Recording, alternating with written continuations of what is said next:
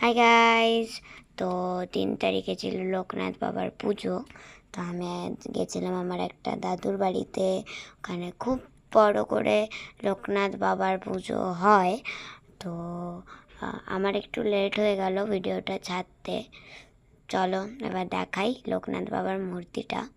চলো আসো, আমি আস্তে আস্তে ঢুকে যাচ্ছি।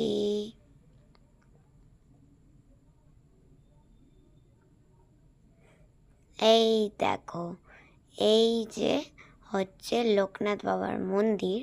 এটা হচ্ছে কত সুন্দর না মূর্তিটা। আমার দেখে খুব পছন্দ হয়েছে, আর তোমরাও দেখলে তোমরা চোখ সরাতে পারবে না, খুব সুন্দর।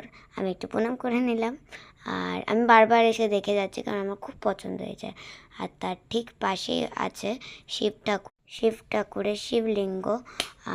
তো আমি ওখানে একটু প্রণাম করে নিলাম। তো আজকের মতন এইটুকুই, আবার অন্য কোনো ভিডিওতে দেখা হবে। বা